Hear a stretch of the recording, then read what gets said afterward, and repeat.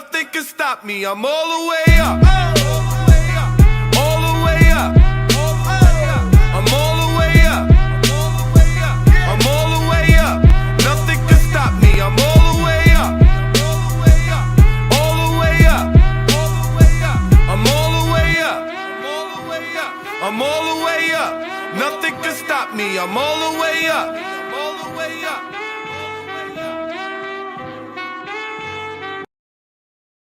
Peoples, welcome back. Real Tough Talk, BQFL, Saturday League. I'm Stephen J. This is my partner, Ghost. We're excited to talk to you about the big games coming up in this Week 6 part of the season. And we don't have to tell you anymore how important these last games will be in terms of how it affects where you stand in the playoffs. You know, there's only about 7 teams left in this league so far, right now. So as the playoff stands right now, each week that's left can change exactly where you stand in the playoffs. So that determines what team you play and certain teams you don't want to face in the first round of playoffs. Well, first thing we're going to talk about is how the reaction people got from, I would say, the new fame of Ghost, a.k.a. Arnold Coleman. That's his name? No. Arnold Jackson. Yes. Arnold Jackson. Real name is Gary Coleman, but Arnold Jackson is the new Ghost. Listen, leave my fro alone, all right? Just leave it alone. I have it. I'm sporting it or whatever. Just leave it alone. That's all I'm saying. What you talking about?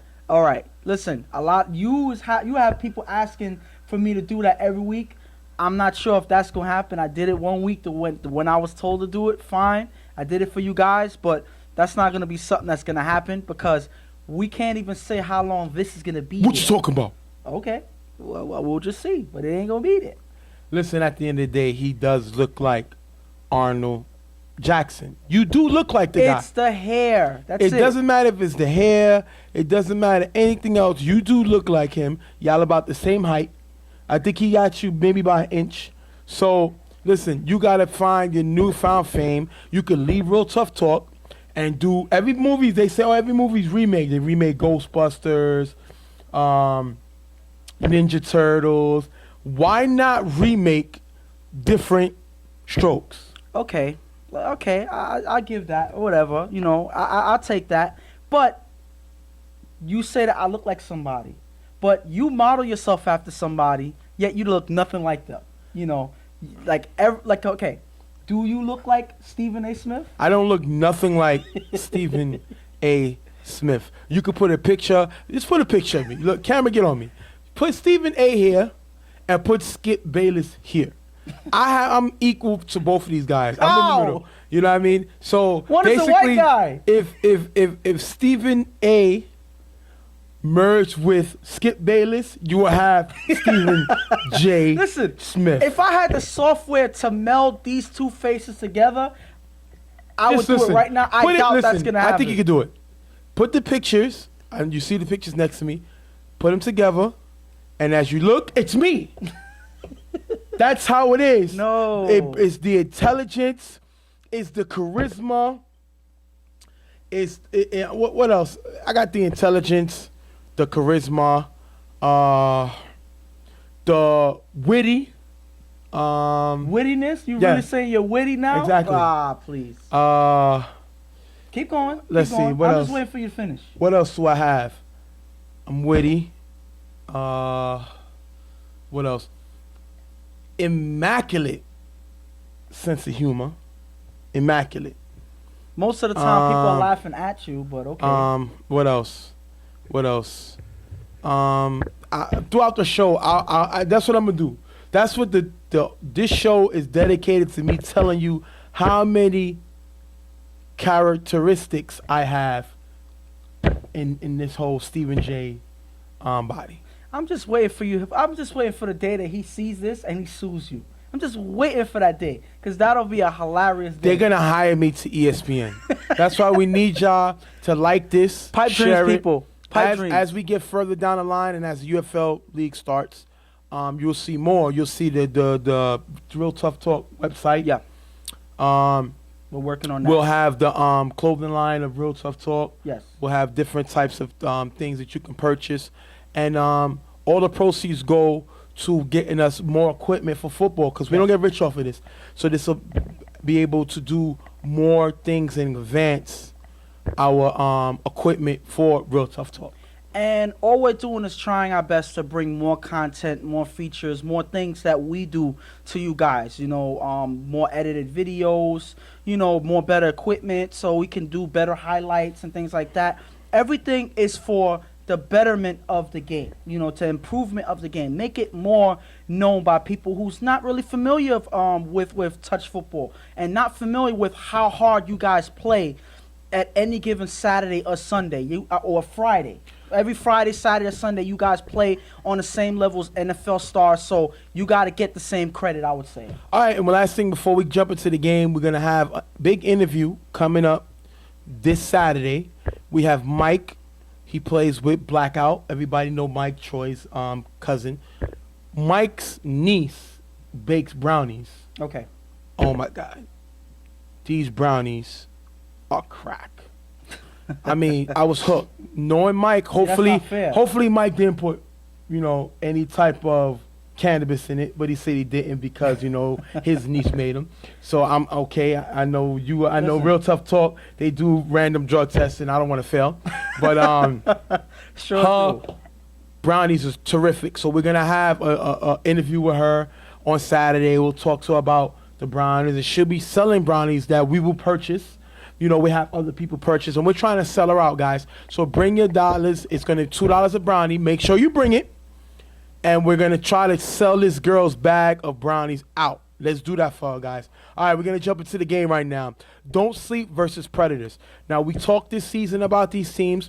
You know, right now, Don't Sleep is not where they want to be right now. You know, they're coming into this game 2-3. They're trying to turn it around. They don't have a terrible offense, don't have a terrible defense. It's just the fact that they're not able to put games away. And hopefully now that they got Casey back, they'll be able to do that. And the thing about it is there's a lot of close games that they've lost this season. Yeah.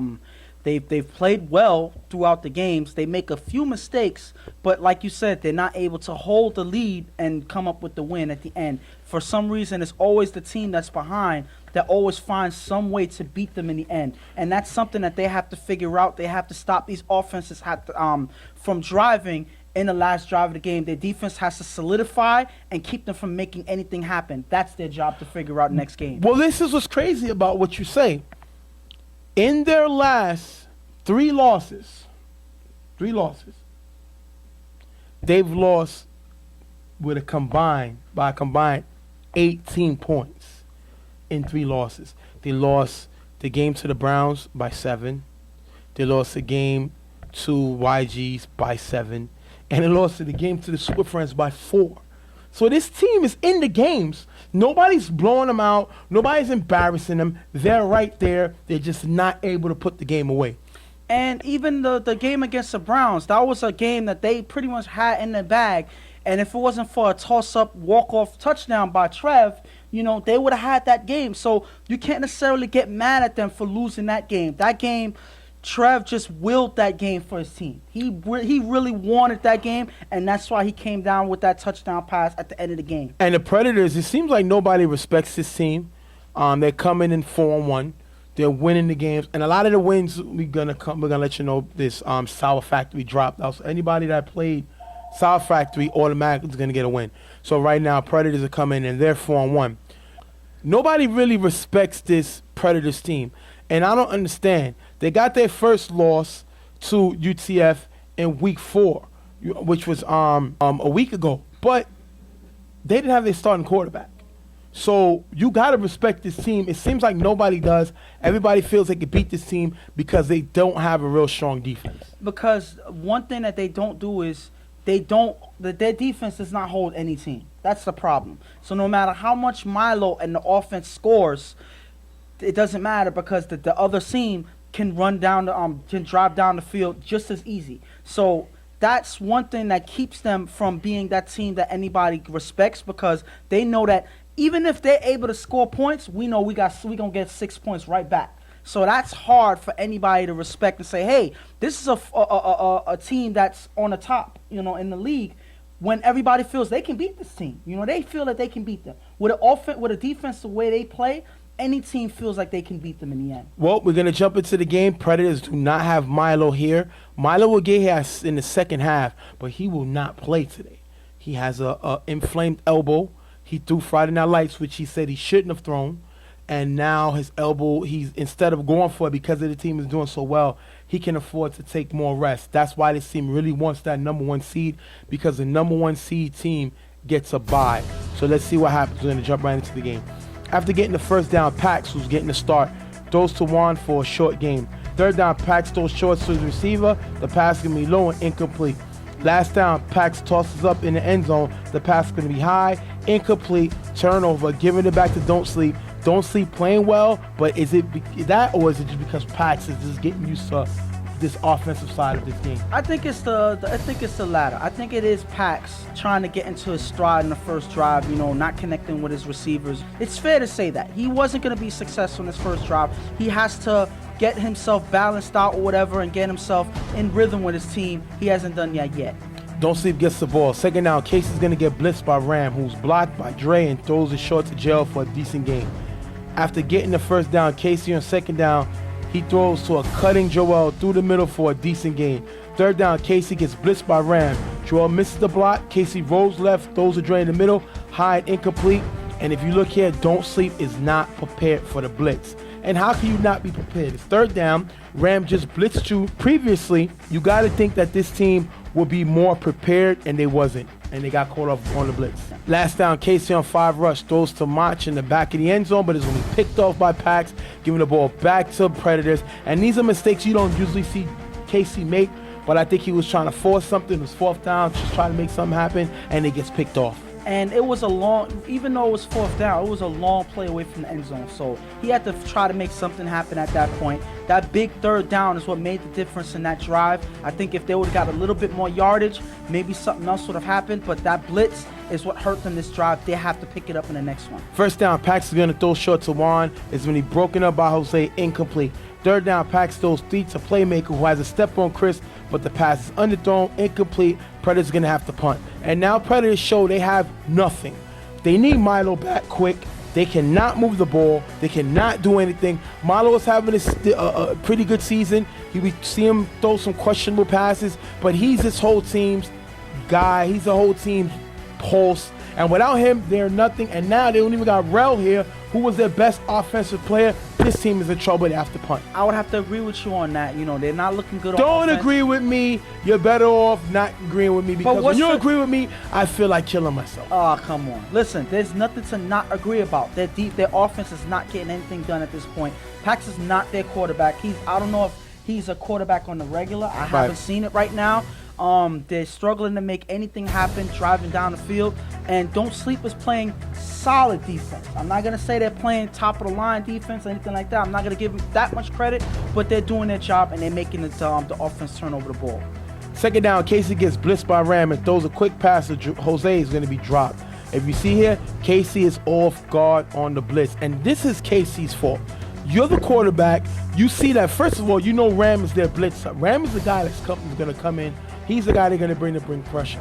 Casey got to be able to sniff that out, leave somebody to pick him up. He's done it. Seems several times that Ram blitz, he caught Casey off guard, catch him off guard again. Well, as of right now, I don't know where Steve or Buddy is. I'm not sure if they're there or whatever in this game, but they should be there blocking. If they're on the field, they should be there blocking. If not, you would have to take a risk of losing a receiver like J.O. to come in and block. Casey needs time, so somebody has to give him time. Right now, they're not giving him time, and that's why JC is making these off-target throws.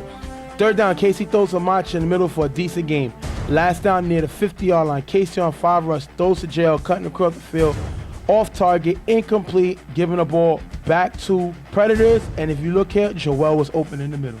And this is the whole thing about, KC worrying about the rush coming in. He doesn't really have that much time. So even when the blitz is not coming, he's worried about how much time he has getting the ball off. He's not seeing Joel or any of his other receivers getting open. I don't know, obviously KC is not the Casey we're used to seeing, driving down the field, taking his time, being comfortable in the pocket. That's not what's happening in this game, and that is why they're unsuccessful in yet another drive in this game. You're not telling me that a team that was tied for the second worst defense in the league coming into this game stopped you twice. Unacceptable. You got picked off, and then you threw a pass incomplete to turn over the ball. You can't tell me that. Casey's not a good quarterback when the pressure's coming, and he knows he doesn't have anybody there that's there to block, and that's why he's paying for it. They don't have Milo here. You got to be able to put points up, and if you can't, you got a problem. First down, Pax on 5 rush, throws to Sean in the middle for a nice game. Then Pax throws to Jermaine Cross in the middle for a decent game. I already told you these corners are undersized, and once you're undersized, you can't make mistakes like this because you're only hurting yourself even more. Last down, Pax finds Ram cutting in the end zone for the touchdown. Throughout the drive, Don't Sleep cannot decide between zone and man coverage, 6-0. And that is what's killing them. That right now, their offense is struggling. Now their defense is making mistakes. This team is in trouble right now because now you see certain guys are in the zone, certain guys are in man. They're letting guys get open because they're staying in their zone. They have to figure out what they're doing on defense. If not, they're going to be going through this all day. I noticed that Mike is not in this game right now. The same Mike who's been getting burnt all season. Listen, just because he is making mistakes doesn't mean that he's not giving, advice or whatever to the team. He hasn't been there. Listen, I don't know what you call it, but my point is he's not there. So obviously, this team doesn't even have a game plan on defense. Whether they execute that game plan properly or not, the point is they don't even have a game plan on defense. It looks like they're all doing their own thing, and that's why they're getting caught sleeping. Wow. My thing is, and I believe Buddy's not here, Ram caught cutting in the end zone for the touchdown. If Buddy was here, I would have loved to see that matchup with Ram coming across the middle with Buddy in that middle. Oh, you know there was going to be some contact on that play right there. Because Buddy right there sits in the middle and is waiting for the hit with anybody coming over the middle. So that probably would have been a different play. Who knows? But the point is Buddy's not here. They take advantage. Ram gets a touchdown pass. 6-0. First down, Casey gets blitzed by Ram and throws short to Machos, and he almost picked off by Pax. And like I said, Ram has been blitzing him all day. Casey's not able to find somebody to pick him up, and this pass was almost picked off, and it should have been picked off. Second down, on a free play, Casey throws deep to Macho for a huge game in the first down, taking him to the 5-yard line. If you look here, Shaq got caught stepping over the line. And what I like about this play is the fact that Casey knew he had a shot, and he went to one of his best receivers, Macho. Macho has not really gotten the ball this season like he's accustomed to. He has not complained. He stood quiet. He makes his plays when he can. He makes it here, picking up the big first down. And that was actually a good throw on Casey's part as well. Macho was open, cutting across the field. And Casey makes an accurate throw where only Macho can get it.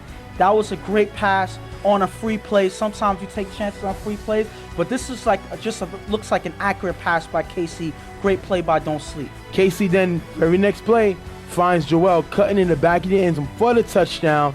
J.O.'s going to get the extra point, 7-6. And if you look here, nobody adjusts to Joel running in the back. And nobody saw him. Joel is an elusive receiver in the backfield. He comes out the backfield most of the time. And he's not one of the taller receivers on the team anyway. So he gets lost in the defense. You see here, none of the defenders is able to see him by the time Casey is able to throw the ball to him. Joel is fast, he's nimble, and he's elusive, and that's why he's dangerous. He gets a pass here for the touchdown. Wait. What's nimble? Nimble means he has moves.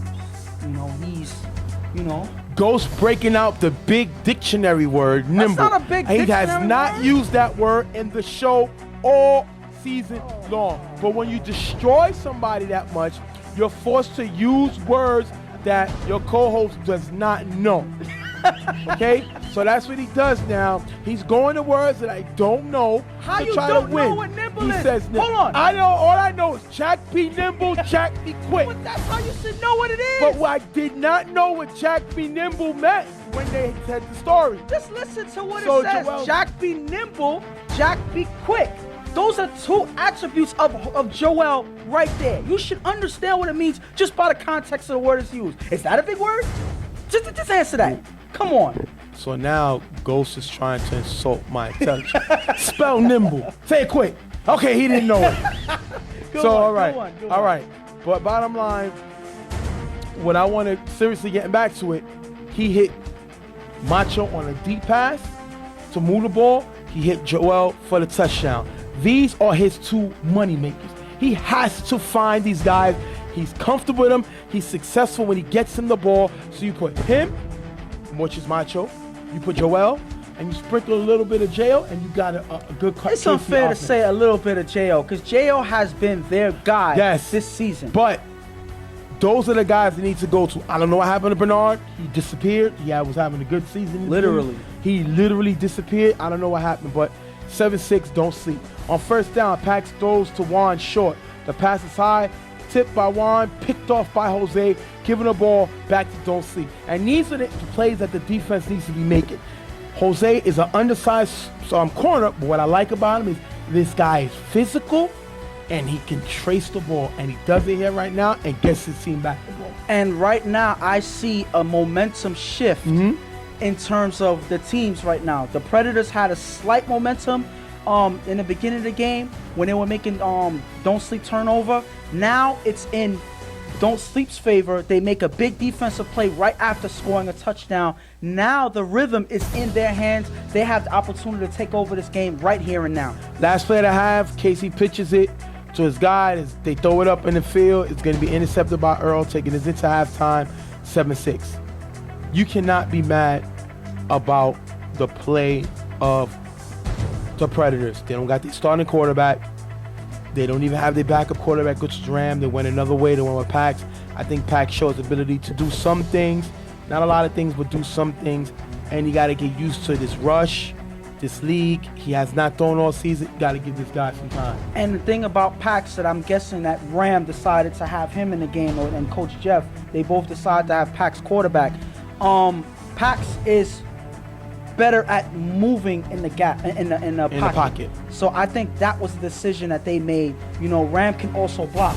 You know, Ram can also go out as a tight end. So I think he's a better target. You know, I mean, we've seen Ram score, yeah. Yes, so he's a better target than he is a quarterback. Not insulting him, but he's more effective. He's not a quarterback. Listen to what I'm saying. Regardless if he was or not. You can insult him. I'll insult him. He's not a quarterback. He is effective as a tight end or receiver. Yes, I agree. More so than a quarterback. Especially as a linebacker. Yes. So my point is, that's what he's worried about now. Pax is more elusive as a quarterback, running back and forth in the pocket. He can scramble, and he can make quick throws like this, and that is to Ram and whatnot. And that's why it was a better decision for them, and I think it's working based on the score right now. I mean, don't sleep. They have 7 points. I think against this defense, they should at least had another touchdown. They're playing well on defense. They're making the plays they have to make, but this team does not have their starting quarterback. So, I mean, they're giving you trouble now without Milo. What happens if you could meet this team in the playoffs? Yeah. You know, as we know, don't sleep as a lower seed. Predator's going to be a high seed. You might face them again in the playoffs, and it doesn't get easier with Milo throwing. So you have to adjust. You have to make plays, and this team has to be able to depend and trust either the offense got to trust the defense or the defense got to trust the offense, and they got to help one each other out, because if they don't, they're going to have problems coming into the playoffs. After getting the first down, Casey throws it to Dre in the middle. It's off target, incomplete. Second down, Casey gets blitz and throws deep to Macho. It's overthrown and incomplete, and there's no answer for the blitz. He went downfield to Macho. It was incomplete. Casey's known for being the more accurate passer, but the blitz is giving them havoc all day. Once again, they have no answer for it. Casey doesn't have time.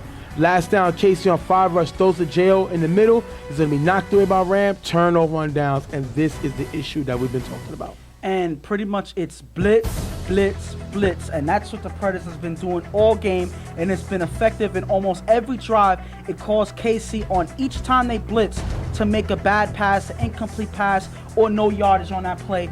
That is an effective blitz on this game, and it's making Casey get thrown out of his normal game. And this is where they're going to keep attacking him unless Casey does something to adjust to it. They're going to have problems all the way up to the end of the game. And this should be a concern for Don't Sleep, because as much as we all love to say everybody watches real tough talk for Stephen J and Ghost. They watch this to strategize. Yes. They watch this to get used to what you like to do. And when teams see that KC struggles when the blitz is coming, we said the same thing about Mach when he threw for the team early in the season. This team does not have an answer for the blitz. They are a very undersized team. They do not have the answer for the blitz. They have short corners, and people learn to attack them with this. I know what you're gonna say. Yeah. Well, You what can am I bring gonna in say? Buddy. That's not what I'm gonna You say. can bring in what? That's not what I'm gonna say. My point is, if you can't see the blitz coming, how can you react to it? And I think that's one of their main problems. So that it's a they're showing. problem with It seems KC like- reading the defense. That's my point. It seems like he's not seeing the blitz coming. I don't see how he doesn't see it coming, but you gotta know when it's coming. If you don't have any idea when it's coming, then you cannot adjust to it if you don't know it's gonna happen. So that is the main problem. It doesn't matter who's on the field. If you don't know it's coming, then you're not gonna strategize around it. And I think that is their main problem right now, and it's killing them in this game. Second down pass gets blitzed by Lou. He throws it to playmaker. It's going to be overthrown, almost picked off by Joel. And these are the plays you got to make. You have to be able to pick the ball off. Because 9 out of 10, when a team doesn't pick the ball off, something bad happens. Third down on 5 rush. Pax is going to shake Mach and run for a big gain in the first down. And this is the things you say he could do. This guy is comfortable with his speed, which means he's not worrying about pressure. And when the pressure comes, he shakes Mach and runs for a big gain, picking up the first down. During a free play, Pax throws downfield to Juan in the gap for a big gain near the 10-yard line. And Juan makes a nice catch. And as you can see, they are not scared of don't sleep secondary. Pax throws it up, Juan goes up and get it, and that's because this team is undersized, and once again, another team exploits their corners. And obviously, not only are they watching, you say, that they watch the show or whatever, but they're paying attention to what this team does, Obviously, they're undersized, like how you say, Yep. so they're going to kill them in the middle. And plus, they don't have their big defenders in the middle with Steve and Buddy. They're both missing in this Yep. game, and that is why they have the opportunity to take advantage of that middle. That is why that the gaps are open. That is why Pax has the opportunity to take advantage. This is hurting Don't Sleep. They have to adjust because obviously their guys are not here. They have to work their way around this. And what happens? Second down on 5 rush, Pax avoid Macho's tag, scrambles, and throws a Ram in the middle of the end zone. Ram with a nice catch, 13-7. And if you look, first of all, I want to show you the touchdown. Once again, Pax is showing his scrambling capability. He avoids Macho's tag, scrambles, and throws to Ram where? In the middle of the end zone. Exactly. For another touchdown. No Buddy, no Steve, and teams are going to the center of the main part of Don't Sleep's defense as a weakness, and they scored another touchdown. And then we look at this extra point. Pax is going to avoid Macho's tag again and find Jermaine in the corner. 13-7. This guy Pax is for real, making plays with his feet, but buying more time for his offense, and they score. And points like I again. said in the beginning, And not to cut you off, Go ahead. Joel dropped the interception, which would have gave Don't Sleep the ball. And when you drop interceptions, a lot of times what we say the team members are the doing, team ends up capitalizing. take it away, Ghost. And the thing about it is here, Pax, like I said in the first half, he was getting used to getting into his stride, getting into his style, connecting with the guys on the field. He's doing that now. He's more comfortable on the field. He knows the weakness of Don't Sleep's defense, and he's taking advantage. He's taking advantage of that middle, in all of these plays, and he's avoiding the rush. That's another thing. If you do not catch the quarterback, it gives him more time to make plays like this. Macho just missed that tag. I believe in one of these plays he believes that he did tag him, but it looks like a miss here. Yep. All it took was Pax to hesitate and make a move, and Macho goes diving for the tag. He misses, and it gives Pax the opportunity to make this throw. And I don't care what this team says, they miss Heck. Heck would have been able to stay with Pax. Heck now playing with the Browns. He was an all-time giver for Don't Sleep. Made this all-star team in the UFL when there was Bravehearts. I think he was with Raw when it was with Raw, I believe so. Yeah. But at the end of the day, these are the plays a speedy ball giver can do. They don't have that here, and the Predators are making them pay for it. Second down, Casey throws deep to a wide open Joel for a huge gain in the first down, If you look here, playmaker leaves Joel open. Playmaker can't leave a guy like Joel open, but like you said, Joel is small, he's elusive, he beats playmaker here, and he picks up a huge I don't game even in the believe. first down. I don't even believe he saw because he Wow. went right through. And playmaker is playing safety on this play right here. He goes right near Joel. Doesn't even look that way. He's so fixated on what KC is doing that he doesn't see Joel going out, and he's left wide open on this play. That is bad defense there. Third down, Casey with a quick pitch to Lou in the end zone for the touchdown. And if you look here, Casey catches the defense off guard, 13-13 tie.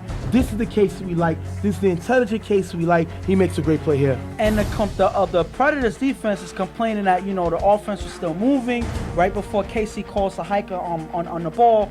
But the thing about it is, as long as they're behind the line, they're not past the line, nobody's huddling up, no players are exchanging on and off the field, they can call hack at almost any time. They do that and they catch the Predators off guard. That is some smart play by Casey, taking advantage of the defense and making a quick score here. After getting the first down, Pax is going to throw to his receiver in the gap, knocked away by March.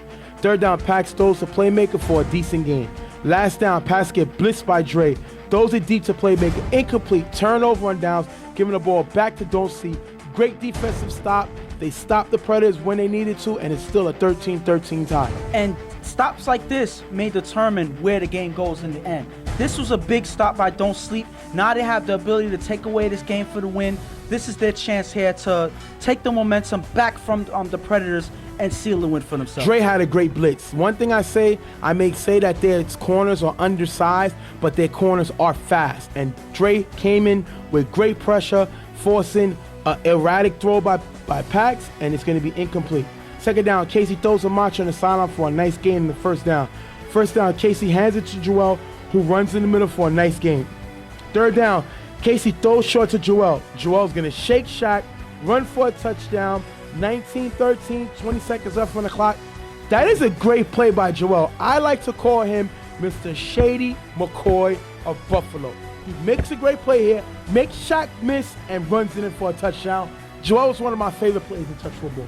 He is a natural born playmaker. Anytime he gets the ball, he makes at least one person miss. You see it here, catches Shaq off guard. He was already off balance. Joel sees this, makes one slight move. Shaq has no way of stopping him from running into the end zone. That is an impressive play. Well, we should say impressive, but this is something that Joel does all the time. Yep. And he does it here for his team again for the score. It's about 20 seconds left on the clock. Second down, Pax is going to throw the one, cutting across the middle for a decent gain near the 40-yard line. Third down, on 5 rush, Pax throws the ball up. It's over JL's head, caught by Jermaine in the back of the end zone for the touchdown, tying this game up. How is that possible? And all I gotta say is that was just a good throw by Pax. Throwing it over March. March comes in on the rush on 5 rush. He gets the throw off. It goes right over JL's head. He's the only person there to able to make that play. And it sits right behind. This is pretty much the best throw you can ask for at this position. Jermaine is just sitting in the back of the end zone waiting for it to land in his hands. That's exactly how it happens. This is the worst type of play to give up if you don't sleep. They even blitzed on this play. They get a block by Ram on the other side. Dre is not able to put up no pressure on his blitz. He's looking for a hole. That didn't happen. And Macho's not able to get to Pax in time. There's a lot of things that Joe Sleep did not do in this play, and they gave opportunity for the Predators to take it away, and that's exactly what happens here. Extra point. They don't get it, we go on to overtime. For the tiebreaker, Pax finds Juan in the middle of the end zone. For the extra point, 2 receivers cross behind Lou, leaving Juan wide open. Predators steal a win, 20-19. And this team is now 5-1. And now, any doubt on this team that they are a first-place team, it ends here, I would say. I'm not saying that they're the best team or anything like that, but they win games. They know how to seal games with the win no matter what quarterback is in front of the game and that's holding the ball. Obviously, Milo's not even here, and they find a way to win in this game. I'm not saying it was the best game, but they find ways to win any time to get a chance. A lot of games they came from behind. You got to give them some type of credit. They played hard, and they willed this game for their team. This play right here, though, it's telling. Plays like this is plays that they need to run a little bit more. They see one person that they're going to target, which is Lou in the middle. What happens here is they have 2 receivers cross behind him. Luke cannot do anything. As soon as he sees one receiver go behind him, the next one trails behind as well. He has no idea what he's going to do. It leaves one receiver and one wide open for the extra point. That is the way to end the game for your team. We're going to go to the interview right now. We're going to be right back. What's going on, fellas? Stephen J here with the Predators. Big win, 20-19. First of all, you had Pax Stone. What's going on with Milo? We see Milo get here second half. He warmed up, but he didn't come in. What's going on with that? A little traffic, and also, staying with the hot hand. Pax is hot, so we're going to stay with that. Hopefully next week, Milo will be get here on time and feel a little better with his arm, and then we'll go from there. Yeah, sources tell us that he's hurt. His arm is hurting, which is why you didn't start him. Is that accurate? Yes, it's accurate. So we're going to give Milo another week, and then we'll go from there. It's the Pax. People saw you throwing. They figured, this is the easy one. This is in the bank. You seemed to get comfortable. You was able to beat the blitz. You was able to move in the pocket. When did you get the number call and know you was going to throw today?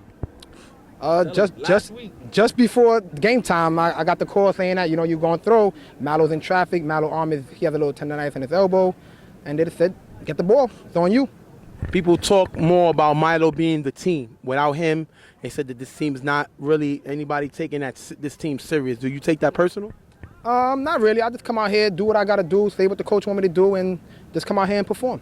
Mr. Jermaine. How y'all doing?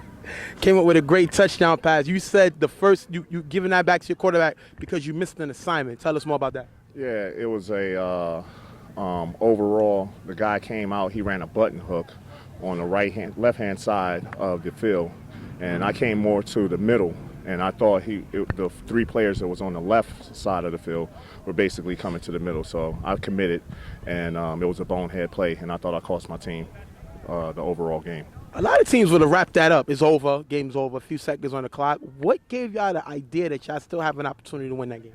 Listen, Pax kept on telling me, yo, I'm going to get you the ball, I'm going to get you the ball. And I just believe he got to, allow his wide receivers to make a play. And that's what he did. He made a lot of plays down the stretch with his legs, being patient and doing what he had to do, And that real important play was the play that was with 6 seconds left. Right. That little chunk really cost, really paid the price. Tell us about that last touchdown. What did you see? What was the play call? What happened there? He told us to run out post flats. So I broke off to the left. I saw the defender commit to Alex. And once I saw him commit to Alex, I actually thought it was for Alex. But it landed right in my arms. Pax, we've seen you throw the ball all around the field. I went on the record saying Don't Sleep has a short corners. You seem to attack it. Jermaine has some plays. Juan has some big plays. Did you look at the size disadvantage on their team and decided to attack them there? Yes, I did. I looked at the film saying that you guys saying that they had short corner. I said, you know what? I'm going to line up my big guys wide, take a couple of chances. It didn't work out in the beginning, but at the end, it paid off. Last question. You probably saw the ranking. I think y'all right now, y'all 4-1. But y'all came in the ranking 3-1, and y'all were picked, I think, 4th. Do you feel that's disrespectful to your team, given the way that y'all played this season? Well, not really. I don't feel it's disrespectful. I mean, we have been giving up a lot of points on defense, and we are definitely more capable of shutting teams down. Is that we get too relaxed a little bit, and we try to, play with our talents instead of our overall team, and that's what causes us a couple of missed assignments. But overall, I think we're better than what people say we are. All right, we're going to thank these guys for being here with us. They had a big win, 20-19. They are 4-1. People better wake up because they coming. All right, guys. Thank you. I love football. I love the battle. I love the unity. I love the sport. I played the game, so I really love being a part of it. What I hate is the lack of fundamentals and buffoonery football play. I hate that. I hate when teams do things to give games away. I hate that. And we've been kind of seeing that all season. If you look at the games Don't Sleep played, right? We're going to look at Don't Sleep's last few games, the games this season that they lost. They lost 4 games. They have 4 losses this season. Right now, they're 2-4. They lost 4 games by a combined 19 points. points. They lost by 7 to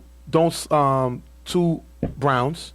They lost by 7 to YGs. They lost by 4 to Super Friends, and they lost by 1 to Predators. You can't lose these close games. You got to be able to put these games away, and they're not. Right now, this whole season could have been different had they not made these mistakes. Through a crucial interception against the Browns when they the game was tied. Yes. Crucial interception in that game. Then they give that game away. They played against the YGs. They go with a 2-quarterback system, put Macho in the second half. Even though Nelson was having a good first half, we seen Bernard drop a touchdown pass that would have actually put them up by possibly 2 scores. We seen them give away that game. We seen them give away the game to Super Friends by 4. And now we see them give up this game by 1. You cannot tell me you want to win a championship, but you're constantly giving games away, which is why you're only 2-4 right now. And one thing that this team, Don't Sleep has to understand is, I know that they remember that not even a few months ago, they just came off of winning a BQFL championship. Yep. It seems like they're starting to forget who they are, There's guys, I'm going to say this. There was certain guys that weren't here for, on their defense. Steve and Buddy were big, big absences, and you notice them not here because of the way that the Predators were able to attack the middle with someone who's not even a quarterback. But I'm going to say this. A lot of times they don't seem to play that championship level game that we've seen them play. So what I'm going to do for them is this week I'm going to post up their championship game against Main Event. I think that that's something that not only do other people get to see, but this is something that they should see themselves. It's pretty much like looking in the mirror and actually seeing who they really are. Because that was a team that actually got things done and came home with a championship. So I think that this is something that they need to see. Maybe then they'll start improving their play, remembering who they are, and taking that and bringing it to the field again. Because I haven't seen them do it all season. My last point, they have 1 game left. And they play that 1 game they have left. They play the best defense in the league, UCF. They got to look in the mirror and decide who they are. They need guys like Macho, J.O., Joel to step up. Bernard needs to make an appearance and play the way he seemed like he was capable of playing at the beginning of the season. They need those guys to step up. They need, excuse me, defensively, Mike to play better. He's been getting cooked all year. They need Trizzy to play ball. They need Buddy and Steve to play that middle and lock that middle down. Sometimes I think you need to slide one of them, not keep 2 slower guys in the middle. Yeah. Go with speed and power. Power and glory. Get a faster guy who can move around and cover the middle with Buddy, who takes away a lot of space in that middle. Whatever they're going to do, they need to adjust because this is their opportunity to have a statement versus one of the best teams in the league. If they could come away with a win or get close to a win, they can make something happen. And the crazy thing about it is they may be playing UCF possibly in the first round of the playoffs. Yes. And with the Predators here, you got to give them credit. They find ways to win regardless of the situation. You see it here. I'm not saying that Pax is going to be the starting quarterback that's going to win them a championship, but he came in and he got things done the best way he knew how. And his team rallied around him when he made mistakes. That is a team that wins games. Not necessarily all by talent, but by heart and by determination. Well, right now they got the second best offense in the league. But they're tied for the worst defense in the league. Yes. So they have to step it up. But you have the worst defense tied, and you're 5-1. Yeah. It looks like they're going to end up locking in that number 1 seed because if I'm right, I think they play Sound Factory, who dropped out. So they're going to get that forfeit win, and they're going to end up finishing the season 6-1-0, locking up the number 1 seed if I'm right. That's what it looks like. And that's not the only thing. They get a plus with that, with the whole point that Milo gets to rest his arm for another week. Yep. So he, hopefully for them, he'll be fresh for the playoffs. So that is a plus for them that is, something that you couldn't ask for any more from with a bye game. They get rewarded here. And now it's all up to Milo if he's going to be ready, because I think that they're going to need him moving forward into the playoffs. And now they get the ball. They get basically like home field advantage throughout the playoffs. Like you said, Milo gets the rest. This win was really big. Yeah, they really needed this win. And they showed that Pax is able to play backup quarterback to Milo. Of course, we know he's not Milo, but now you have somebody that's capable of doing what he have to do if possible. Let's not go too far, though. I'm looking at the schedule, and I'm wrong. They do not have a bye. They have to play the YGs. I'm sorry. Wow. So if the YGs can beat them, this will change up the whole dynamics of the playoff the playoff standings. So, excuse me, they do not have a bye. They play the YGs. The games this week will be UTF versus Don't Sleep, Super Friends versus Browns. YG's got Predators and YG's got Reloaded. They have 2 games. So that's going to be interesting.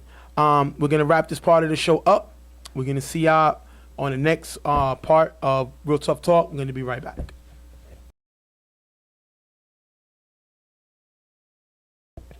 All right, people. Welcome back. Real Tough Talk. Stephen J. Ghost.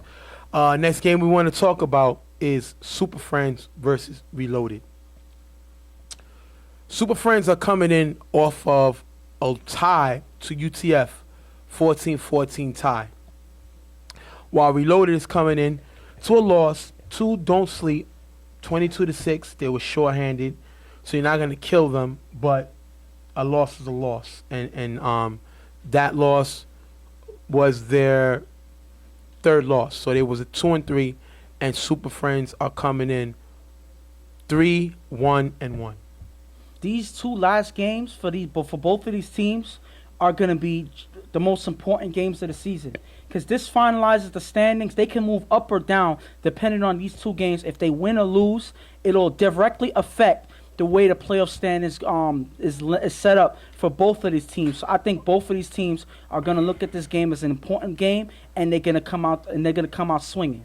Well, this is going to be an important game. I think everything will be solidified next week. Yeah. The last week of the season. But definitely this week can help you, fix your position. And, us talking to Reloaded, they have one of the worst defenses in the league, unfortunately. They were giving up 22 points a game, which is league worst. I think Brian going down hurt this defense. Yeah. I also think they haven't figured out who they are yet. I think they decent at rushing the passer, but I think that they just haven't come up with who they want to be, the type of team they are. I think Kaz needs to step up more as a field general, as leader of offense. He's put up some pretty decent numbers, but he has to be able to step up and really say, you know what, it's time for me to take this team to a championship. But I think at the end of the day, the defense is what needs to step up, because they have playmakers on defense. It's not like they don't have anybody. They have guys that are defensive minded. They just don't have a defensive style, a defensive strategy that they themselves would be known for. Every game you want to have a certain style that you could look at and say, you know what, that's Reloaded defense. I haven't seen that this whole season, and that is why, they make mistakes on defense, and that's why teams exploit their weak defense. They don't have a set style that is their own. Well, Kaz has thrown 11 touchdowns, 4 picks. That's pretty decent numbers, I think. He would have had more, but he was not able to score against UTF, and he didn't throw the last game versus Don't Sleep. So 11-4 is not bad. I mean, you would have liked him to have better numbers, but, you can't kill the guy. It's not really his fault. And like you said, those numbers probably would be a little bit higher if Brian was there, throughout the season, but he hasn't. Brian is one person I can fairly say now that he's an injury-prone player. Yeah, that's what everybody's saying. He gets injured a lot. A lot of times you have players criticizing him for being on the sideline all the time. I know it's not something that he desires for himself, but it is a fact of life. He is a person that gets injured a lot, and a lot of times his team gets directly affected by him not being out there.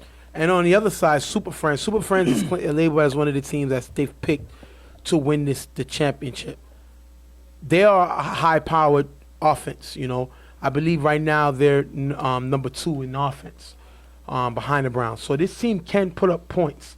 I believe they're number 2. They're tied with Predators coming into this game.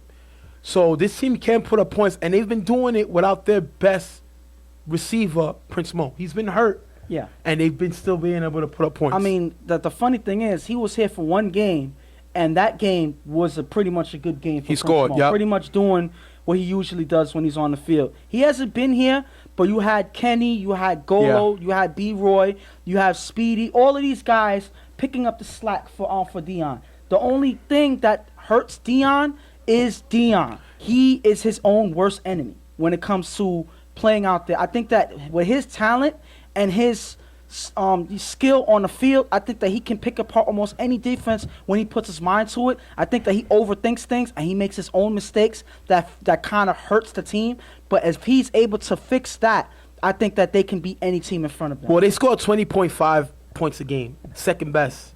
The only one that scored more points was the Browns. So this team definitely is capable of putting up points. Defensively, I don't think they're where they want to be. Yeah. They're not a bad team. I think they're like in the middle of the pack. But at the end of the day, I think, like you said, I agree with everything you say. Everything comes down to Dion. We seen Dion not able to make the plays last week versus UTF in overtime, which caused them a tie, which could have actually helped their season had they won that game. So I think it all comes down to Dion, and that's the formula of everything. It always comes down to if Dion is going to win the game or if Dion going to lose the game.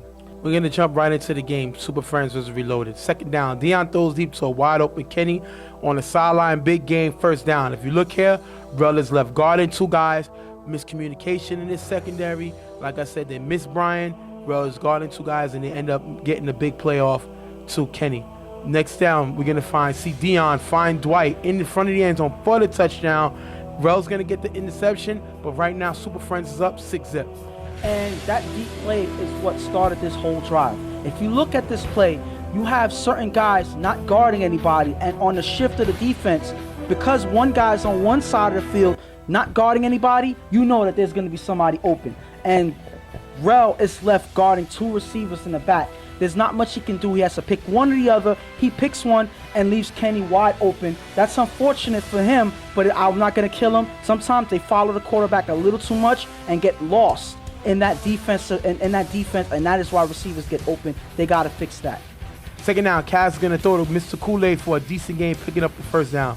Second down, Kaz gets blitzed by Speedy, who's blocked by Lob. Kaz is going to throw a nice pass to me from the sideline for a big gain. And if you look here, B-Roy was left guarded nobody. Kaz can make these throws. Guys need to start respecting this kid. He's able to make throws when he has to, and he makes a great throw here. Third down, Kaz is going to throw to Rel on the sidelines when he almost picked off by Chris, and that was a dangerous pass by Kaz. I don't think he saw Chris reading the play, and he's lucky that Chris wasn't able to jump the play. Now, we always kill defenses because when they don't get picks, next play gives up touchdowns. But that was the thing about it, that was a touchdown right there. If Chris catches that ball, that is a touchdown. Nobody's catching him. That was 6 points lost by him dropping that interception. Last down, Cass throws around the back of the end zones when we drop, turnover and downs, giving it back to Super Friends. Now, we always say if the defense drops the pick, the offense ends up scoring. This ball is dropped by Rel. It's not tipped. It's not nothing. He drops the ball. I know he wanted contact in the end zone. He was looking for the call. But you can't be a star player without making these plays. A lot of people say that Rel complains a little too much. And if he would focus more on his game rather than his complaining and arguing, he would be a better player. Well, I don't know about all that. I'm just going to comment on the fact that he has to make this play especially without Brian here. He has to pick up the slack, and he doesn't here. Well, this should be a routine play for Rel. This is one of those toss-up plays. Rel is one of the tallest receivers out there right now. So Rel has the advantage right here. The ball touches right in his hands. He unfortunately drops it here. That's something I'm pretty sure he's not going to let happen again. Because if that happens again, this offense is going to have a lot of problems going through this game. Second down, Dion throws a Kenny on the sideline for a decent gain. Third down, Dion goes to Golo wide open in the gap, drop. Super Friends have to punt. Golo has to make this catch. He's open. Dion gets the ball downfield. People kill Dion when he does this, but he throws to the open man. He's there, and Golo drops it, and they're going to have to punt. And again, it seems like receivers that are known to catch passes like this, it should be routine. Now Golo's taking his turn dropping a pass here. That is unfortunate because now that stops the Super Friends team's offense, and now it seems like they're going back and forth. 6-0 right now. Super Friends are up. 3rd and long. Cass throws to Meach in the middle for a big gain. If you look here, nobody was backing up in the middle. And I love the fact the way Meach has stepped his game up. Brian went down. Meach is doing it defensively. He's rushing the passer very well. He's getting involved in knocking the ball down, and he makes a great play on offense to get them the first down. Great play. After getting the first down, Cass throws deep to a wide open T on the sideline. Incomplete. If you look here, Cass could have thrown a lead pass into the end zone. And that, exactly like you say, if you look at this pass here, T is running towards the end zone on the sideline. It looks like Cass is trying to throw it where T is right here. Oftentimes, if you look downfield, there's nobody there. There's no defense there. So you should have let him. Give him a lead pass into the end zone. That is an easy touchdown. But Cass is trying to be accurate, throwing it right where T is. And that is unfortunate because T is looking for the end zone. Cass is not. They miscommunicate, and that's an incomplete pass. 3rd down, Cass gets blitzed by Speedy, who's blocked by Lob. Cass scrambles and throws the sticky on the sideline for a decent gain. Last down, on 5 rush, Cass throws a Meach in the front of the end zone. Pass is low, incomplete, turnover on downs. And you have to be able to make this throw. Cass sometimes struggles with his accuracy, and he makes a mistake here. The pass is a little too low, incomplete. And Meach was actually open in the front of the end zone that play. Unfortunately, Cass, just like you said, isn't able to make the throw. It's a little short. Sometimes, plays that you have opportunity before can hurt you later on in the drive. I think that deep pass to T could have been a touchdown right here. They got to communicate a little better. They got to be in sync if they want to put points on the board. 2nd down, Dion throws deep to a wide open Golo in the middle for the touchdown. If you look here, Rel was left watching Dion and lets Golo run right by him, 12-0. And my problem with that is they just went downfield the last drive to Golo, which he dropped. I love the fact that Dion go back to Golo. And once again, this reloaded defense does not adjust. Give Golo another free release. This one he catches it, touchdown. Seems like all of the defenders here are watching what Dion is doing. They're doing that a little too much, and they're not paying attention to the receivers. Golo is left wide open in the middle of the field for that touchdown. That is just horrible defense by Reloaded. And I think it's because they respect Dion's scrambling capability, but you want him to beat you with his legs. Listen, not his arm. He's not going to run by you. But there's no excuse on that. If you're a safety, that is not your job to worry about the quarterback running. You're in the backfield worrying about the receivers getting open. Regardless of if he's going to scramble, he's still able to make a throw before he passes the scrimmage line. If you don't see him pass the scrimmage line, it is not your responsibility. Rell's supposed to pay attention to receivers there. He does not, and Golo runs right by him for the touchdown. 1st down, Cass throws downfield to Meach on the sideline. Is going to be almost picked off by Kenny. Got to make this play by Kenny, but Cass is taking a lot of dangerous shots. That's another dropped interception. We saw the last one by Chris, this one by Kenny, and they're starting to read Kaz's passes. 2nd down, Kaz on 5 rush, throws to Julio in the gap. Nice game for the 1st down. This team picked up Julio. I think that was a nice pickup. The guy he's elusive, he can get in the gaps, and he makes a big play here for the 1st down. 2nd down, Kaz throws to Meach on the sideline for a decent gain. 3rd down, Kaz throws to Bisky on the sideline. The ball is caught, and he falls out of bounds. Refs say he did not cross the plane. It was no touchdown. What do you think on that play? What is it? Well, if you look at it in this angle here, I really think that he was in the end zone. Obviously the refs saw differently. It was a quick play, yes. I think it's good. It's That's easy my for you opinion. to say it. Yes. I don't think he was in. I think because of the camera is showing you one view. First of all, I always say the camera can sometimes the camera can show you something that's not really there based on the angle. The angle is from the back, so you cannot exactly see if the ball crossed the plane before he went to the side. That would have to be a side angle shot, and it's not. It's coming from the back, so it's just like the quarterback would think it's that way. You're gonna think it's that way because you're looking for the camera angle from the back. If you look at the cone, this is only can be called for the side. The ref is looking from the side straight down the line, and he said the ball did not cross. So that can go either way. But last down, Kaz able to find Sticky in the front of the end zone for the touchdown. Meach gets the extra point, 12-7, taking us into the half. Well, based on all of that, all the analysis on that play is fine. But, football players know, and they say this a lot of times, the ball does not lie. so that they get the touchdown. So I'm not saying that the ref was wrong, but in the player's mind, if it works out in the end, then they always say that the ball doesn't lie. They still get the touchdown here, so no harm, no foul. And I'm going to go back to Kenny. Kenny, if you look here, drop that interception. If he catches this interception, Reloaded don't have an opportunity to score. He dropped the interception. Reloaded ends up making him pay for it, and they're going to get the ball in the second half. So that's a great turn of events for Reloaded, 12-7 going into the half. And right now, for Reloaded, this is a good half for them. You know, they're playing well, staying in the game. They gave up a big touchdown pass to Golo, but other than that, you know, they haven't really done that much that harmed them yet. So, you know, they have a second half to take momentum away from Super Friends as they get the ball back. I think this is their chance. If they're able to come ahead with a score in this half, on the first drive, I think that they have the advantage over Super Friends. They could probably take away this game. After getting the first down, Kaz gets blitzed by B-Roy, who runs through lob and gets aside. If you look here, Mitra's open, but Kaz hesitates. The problem with this is B-Roy plays tackle. He goes against 300 and some pounds linemen, and he's able to get through them to get to the quarterback. No disrespect to Lob, but I don't think Lob is going to be able to stop a B-Roy running like a locomotive going after the quarterback. Kaz has to understand the personnel and get the ball off. The hesitation is what caused the sack, and the sack caused a big loss of yards. Second down, Kaz throws deep to Julio. It's knocked away by Chris, and if you look here, Dave was open. If you're going to make this throw, make the throw. You know what I mean? Chris is a great defender. We've seen him make teams pay in the beginning of the season. You cannot take this chance. They took a chance, and it was knocked away, and Dave was wide open short.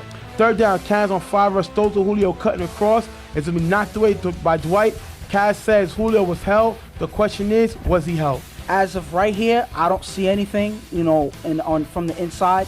You know, all I see is the defender knocking the ball down. So other than that, it's the ref's decision. I can't see it from my angle. So the call was made. I don't see a hold here. And it's hard. I mean, I'm going to piggyback off what you said. Based on what you saw on the camera, it's hard to tell because, like you said, you can't see the arm. So it's the ref's discretion.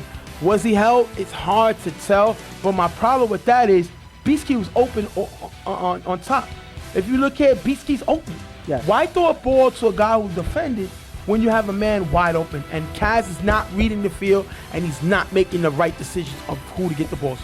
And because of that, Reloaded is going to end up punting. First down, Dion throws a Golo in the middle. It's going to be dropped. And now we see Golo dropping passes. I know they kill Dion, but we seen Golo catch a touchdown, but we also seen him drop 2 passes. You cannot drop the ball and then want to blame the quarterback later. He's putting you in a position to make a play. Your job is to make a play, and he don't hear. And the thing is, Golo is one of Dion's worst critics. Whenever anything happens with Dion making a bad decision, it's Golo out there yelling at him. We've seen him do it. Yes. We've seen him throw Dion under the bus. We've seen him get frustrated last week, but Dion doesn't do it back to him. Golo needs to take a chill pill. That's what they remember that? Yeah. A chill pill and calm himself down because the way he embarrasses his quarterback doesn't do it back to him, and he needs to respect him and know that that's the general. You live by him, you die by him, and you can't make these mistakes and then get at him. Second down, Dion throws to Dwight in the gap for a nice gain. If you look here, Eric gets caught in the in-out route. Eric is not a good man-on-man defender. I've said it. I've hung my hat on it. I say he's a good zone dive. He's physical. He cannot play man. He gets beat here. And clearly, I don't know what he's doing. I don't know if he's watching Dion here. Somebody gets in the way, but you can clearly see as soon as Dwight goes inside, he cuts outside. Eric is not able to react to it, and Dwight is open on the sideline here. Eric moves as fast as a statue. Then he is not a good man-on-man defender. I don't think Eric likes you right now. It doesn't matter. The film shows it. He gets beat on one of the slowest in-out routes I've ever seen. You can't get caught there. Third down, Dion gets blitzed by Meach and fakes to flee and runs for a big gain and the first down. And this is why they had the safeties watching over the top. This is what Dion could do with his feet. He waits, and then he's going to break a big one, breaks a big one here to pick up the first down. That is a great run by Dion. And the thing about it is here, as usual, you know, he always abuses the ball giver, especially when it's a ball giver that doesn't have the speed to keep up with Dion. So Dion just makes one move, one hesitation move, and V is gone. and Dion is left free to run for a big gain here. That is a great play by Dion, but not shocking at all. Second down, Dion throws to B-Roy towards the sideline, who just makes it into the end zone for the touchdown. If you look here, live left 1-on-1 with B-Roy, and that's going to be 18-7. Luck cannot guard B-Roy. I'm sorry. The only thing that keeps B-Roy from being an offensive specimen is he does not have great hands. He has decent speed. He has good height, but he doesn't have the greatest hands in the league. He makes a catch here. If he was more consistent, he'll be dominant. But at the end of the day, when he makes plays, he makes them big, beats Lob on this, and makes a big touchdown. That was just a complete mismatch on defense. That is just them. I don't know what they're deciding to do. Having Lob there, guarding B-Roy, as soon as he went on the line, I don't care if B-Roy has the worst hands in the league, you're going to make that pass to him right there. That is a big advantage because there's no way Lob is keeping up with B-Roy going into the end zone. They kind of argue here that B-Roy did not make it in the end zone, when he was running past, but he was already beat, so it doesn't matter. He gets into the end zone here. That is a touchdown based on that mismatch. And you see here, they put Tiki in the game, and they're going to throw the pass to Tiki, and the ball is going to be dropped. I thought Tiki said he was able to do other things, and they put him in, I guess it's 18-7. They want to have fun, and he drops his pass. What? Right now, he is, at this point, I've seen Jingo catch passes. Right. I've seen Pam's catch passes. Right. In our league. I've seen Caesar coach of YMM catch passes. Yes. He's the only one. And this was a routine pass, I think. This is a routine pass, and he drops it. It's not a big deal for Super Friends at this point because they wouldn't have put him in if it was. But at the same time... They wouldn't have put him in if it was a big play. Because it's important. I'm not saying anything against Tiki, but he's not one of their regular players out there. So I don't think they'll put him in. He won a championship throwing.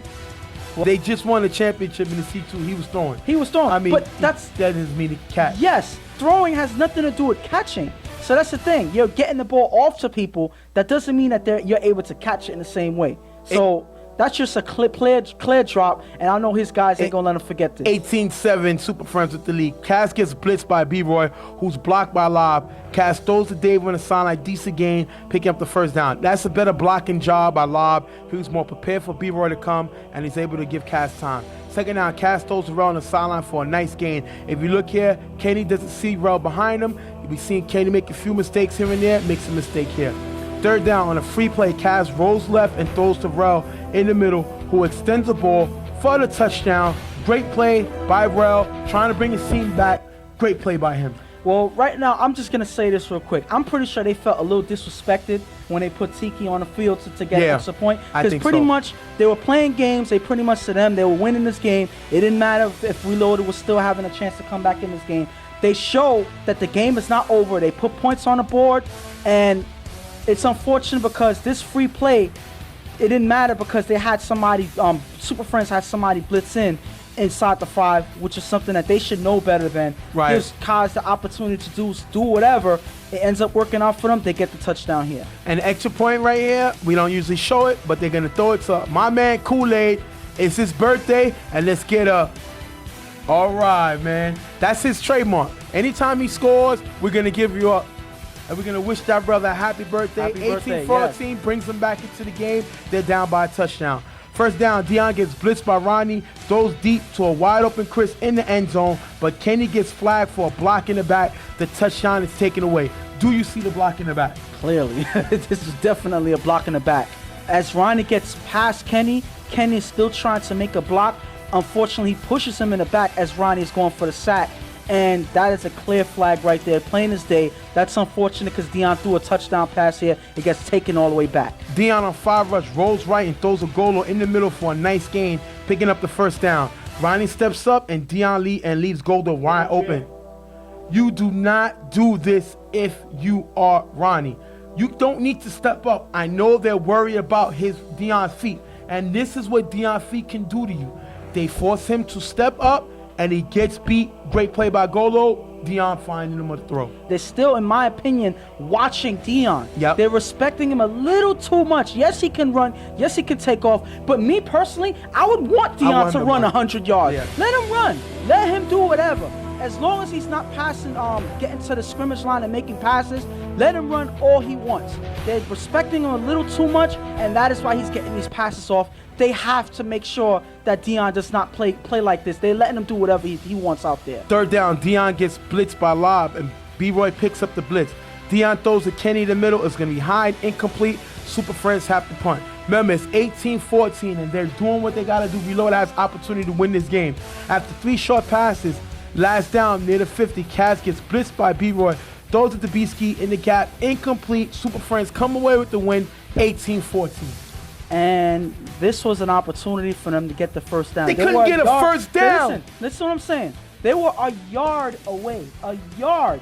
First of all, why is everybody going so far away from Kaz? That's a routine play right there for the first down. Why not try your best to have somebody short? They didn't have to go for the score there. They just needed the first down to keep the drive going. For some reason, they don't understand that. Everybody goes deep. They're not giving Kaz easy targets out there, and that is why they weren't able to get the first down here. This loss is on the offense here. The defense didn't necessarily play terrific. And they made the stop that Yes. you need in order for you to win the game, and you cannot even pick up a first down. I put this on the coaching, which is on Brian. He's a coach. He's a general now from the sideline. He has to come up with an offensive play. And I put this on the quarterback.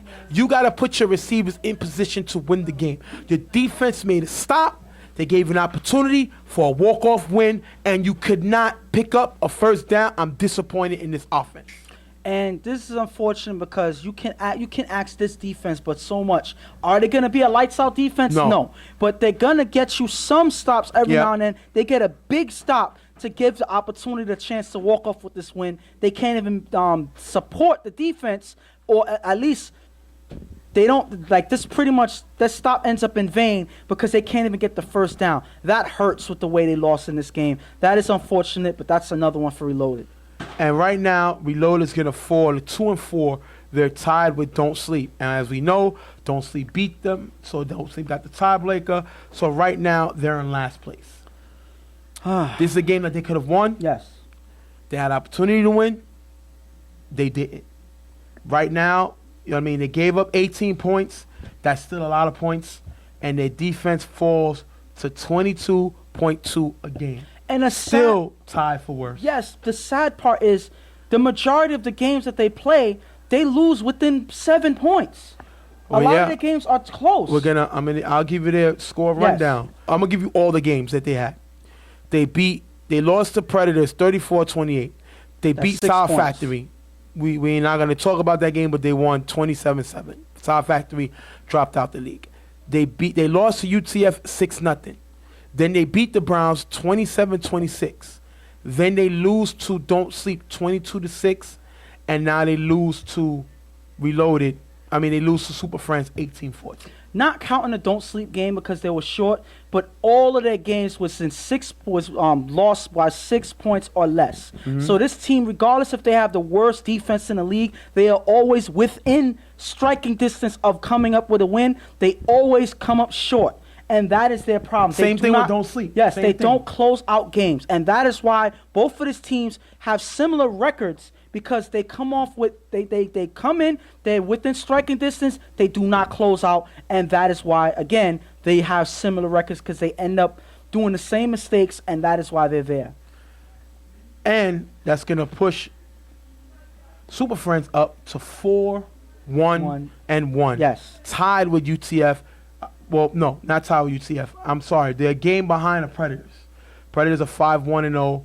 Super Friends are 4-1-1. And next week they got the Browns. Yes. So, honestly, depending on the point spread, that's going to make the difference between who, takes the lead in the standings between them and UTF. That's unfortunate that they tied when they had the opportunity to win. Yeah. But it is what it is now. Next game is going to be very important because that definitely cements where they're going to be in the playoffs. And I'm pretty sure they would want to get a win because it makes it easier for them playing the lowest seed possible in the playoffs. You know? We're gonna go to an interview real quick. We talked to Tiki. Who is it? Tiki. We spoke to Gutter and B-Roy. Yes. We're gonna go to them with the interview. We're gonna be right back. Real Tough Talk. What's going on, guys? Stephen J here with Super Friends. They came away with the win, 18-14. Roy, y'all seem to be a high-powered offense. Score 18 points today. We know everybody talk about the Browns able to score points, but y'all number 2 in scoring. No, Why it seems like nobody takes y'all offense seriously? Because when we start the game, we be like 5-6 deep. You know what I mean? Then people start filling in. People not taking it serious because, I don't know, I think they think it's a 10-game season. This was like 4. Yeah. It's playoffs now. Like, we need to come here and get this chip. It's ours. I'm saying it here first. It's ours. So we just need to take it. We got the best talent. We seen that y'all defense haven't been lights out this season. Now, usually play a great defense. Teams seem to be able to move the ball against y'all. But if I'm right, I think y'all 3-1-1. Y'all still winning games. 4-1-1, I'm sorry. What would that say about your team? I still think we're the best team in the league, hands down. We'll step it up. Every game we'll step it up. Tiki, you saw the ranking of the teams. I think you ranked 2. Yeah. They had UTF as the best team in the league. Would you take that personal as far as your team? It's only personal if you let it be personal. We know who the team to beat is. Preseason, we was the favorites. We still going to be the favorites. You got to beat us.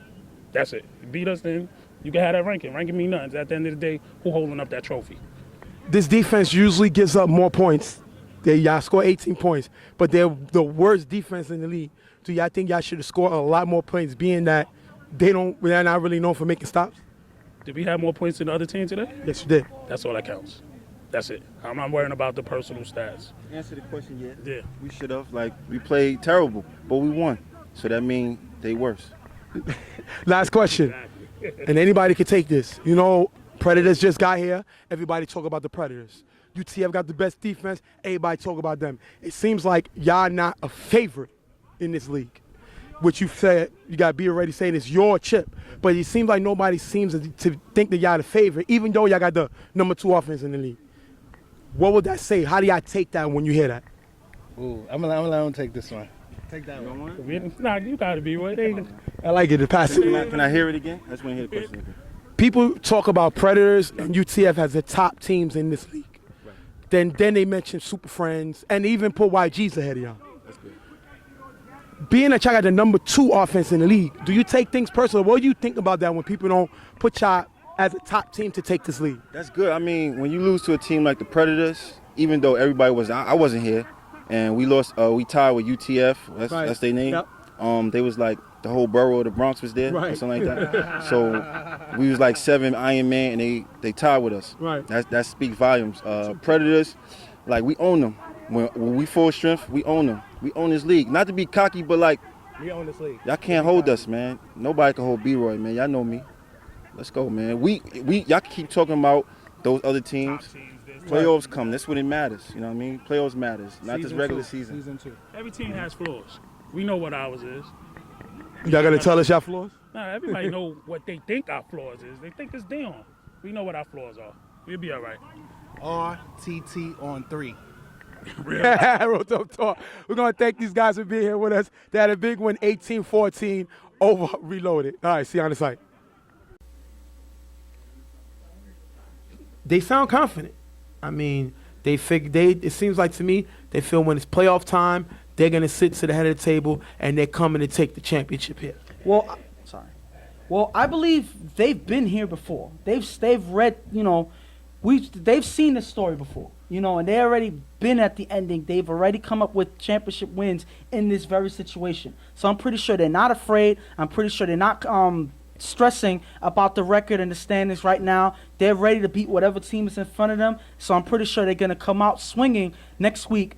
It's all up on, like I said earlier before we started this game, it's all up on how Dion plays. Dion is going to dictate how far this team goes, and it's all on him how they end the season. And we're going to go to the interview with Reloaded. Yes. We spoke to Kaz and we spoke to Brian. We're going to talk to them. We're going to be right back. What's going on? We're here talking to Reloaded. Came away with the loss, 18-14 to Super Friends.